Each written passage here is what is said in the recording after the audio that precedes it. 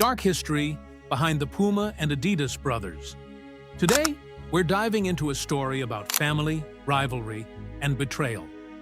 Behind two of the world's biggest sports brands, PUMA and ADIDAS, lies a dark history of a family torn apart, power struggles, and deep-seated grudges. Adi and Rudi Dassler were brothers, bound by blood, business, and ambition.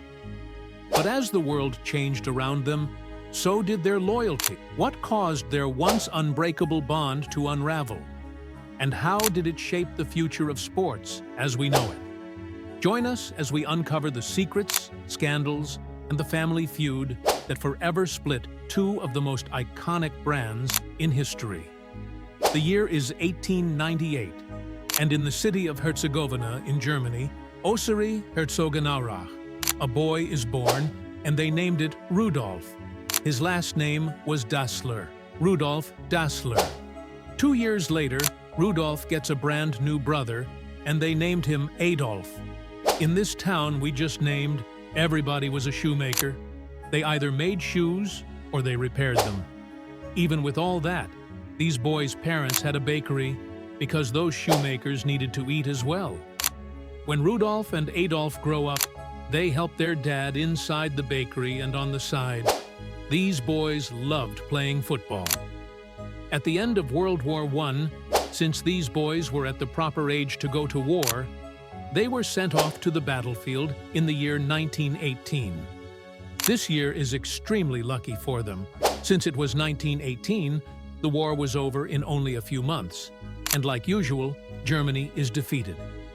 After the war, they returned to their town, and since they loved football so much, they tried to design something that relates to this sport. Adolf was a more engineer-type person, and since he grew up around shoemakers and repairmen, he knew a lot on how shoes worked and how they were designed. And that is why he started designing a sports shoe, something that had not existed before then. You might ask, how did they play football? Until then, every sports athlete, or anyone that wanted to play sports, they just wore normal dress shoes. And after the game, everybody had foot pain. These two brothers start producing athletic shoes, and they make the same amount as their hometown football team and give them to the team to try out for a game. The players love the shoes, and when the coach realizes how much better the players are playing, he really wanted to buy more shoes from these brothers. But this time when he put an order, it wasn't free anymore, and he had to pay for those shoes. When these two brothers get their first client, they realize what they're doing is pretty legit, and they took it more seriously and got even more motivated. One of the first things they do is create their business, and they named it Gebruder Dassler Shoe Fabric, which basically means the Dassler brothers' shoe factory. Adolf, the little brother, was the engineer behind it all, and the Rudolf was the marketing guy behind it all. And he was very charismatic and talked the customers into buying anything. Word gets out that these shoes are being produced in this town, and other cities order them. When we get to 1923, the Dassler brothers' factory is producing about 50 pairs of shoes a day. And that's for running track and football. We get to the year 1928, when the Olympic Games are going to be held in Amsterdam. The Dassler brothers' shoe fabric at this time is very famous, and a lot of athletes are ordering these so they can use them in the Olympics. At this time, the Dassler brothers are extremely busy, but they're still a very small factory, and they don't have a lot of employees. When we get to 1933, the Nazi regime has taken power, and Adolf becomes the leader, but not Adolf Dassler, Adolf Hitler. When these two brothers realize what kind of a government they're up against, they decided to join the Nazi regime for a business tactic. Time passes, and we get to the year 1936, the year where the Olympics is going to be held in Berlin, Nazi Germany. Hitler really wanted to show the world that the Germans are better at everything, and that is why the German factories were allowed to sell their products to anyone participating in the Olympic Games, and that includes the Dassler brothers, the Dassler brothers contacted all the athletes participating in this event and asked them to use their shoes free of charge. Like one of the most famous ones is Jesse Owen, a runner from the US who was black, and of course the Nazi regime hated him. He was black, and he was from the US. Even with all that, the Dassler brothers gave him the shoes. With these shoes, Jesse Owens pretty much destroyed any record he attempted. Jesse Owens got 4 golden medals in that year of the Olympics. Even though all the attention was on Jesse Owens in the Olympics, they also paid attention to his shoes, because it was very unique. After the Olympics, the Dassler brothers' shoe factory got more famous than ever, and they're working worldwide by now. But this success causes these two brothers to fight out over anything. Any decision they want to make, they argue over on what is happening or what they want to do.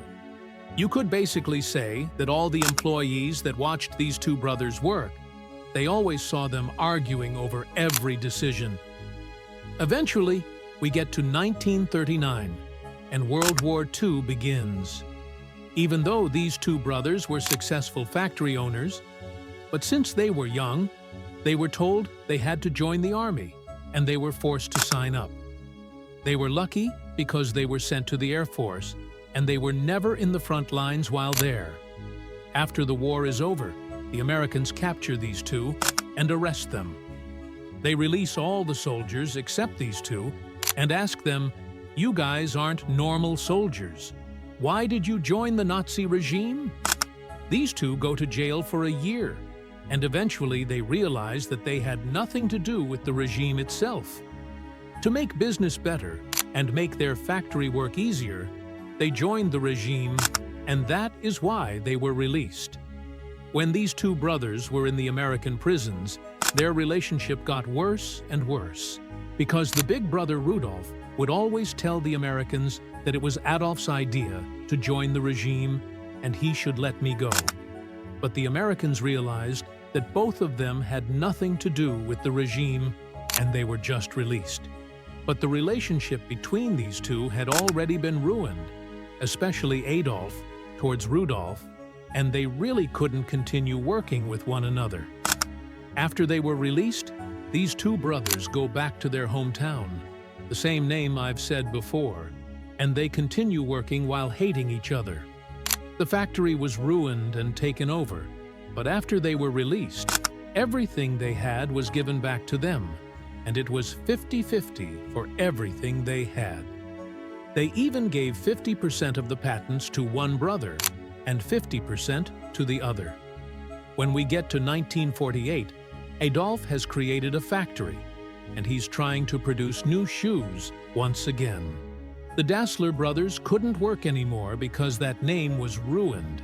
Adolf was looking for an easier, rememberable name, and eventually he found it, ADIDAS, which is basically the short version of his first and last name, Adolf Dassler. Rudolf wanted to do the same thing, but it wasn't that interesting. He first put Rudolf, but he didn't like it, and changed it to PUMA, both of them in the same city you were talking about, Herzogenaurach. The beef between these two brothers gets so famous that everybody in this city realizes what is happening, and that caused people to either wear Adidas and the other people wear Pumas, and whichever side you wear, this is the side you pick. Both brothers continue expanding, and they go up at a pretty much equal rate, but Adidas's growth was a little quicker. When we get to 1974, both of these companies are at peak level. In this year, the bigger brother Rudolf dies at the age of 76 years old. 4 years later, in the year 1978, Adolf dies at the age of 78. Both of these brothers were in the same cemetery, but one was on the other corner and the other was on the other side. They didn't even want their dead bodies to be close to each other. Even with all this, it was obvious that these two had squashed the beef before, but they decided to not keep their friendship public because having this beef between these two companies is good for business. After these two brothers die, the companies continue their growth, And when we get to the year 1986, the company of PUMA enters the stock market. 9 years later, in the year 1995, ADIDAS also joins the stock market. And after this, it was basically part of the stock exchange. And the Dassler family didn't no longer own the entire thing. These two German companies were the #1 sports brand for decades. And then eventually, in the year 1989, the American company Nike passed these two and became the #1 sports brand in the whole world. Thanks for diving into the hidden history of the PUMA and ADIDAS brothers with us. It's wild to think how fierce family rivalries can lead to iconic brands and even divide entire towns. If you enjoyed this look into the darker side of these sports giants, don't forget to give this video a thumbs up and hit that subscribe button for more stories from the past that shape our present. Also, let us know in the comments, are you Team ADIDAS or Team PUMA? We'd love to hear your thoughts on which brand you prefer and why. Until next time, stay curious, stay bold, and keep exploring history's untold stories. See you in the next video.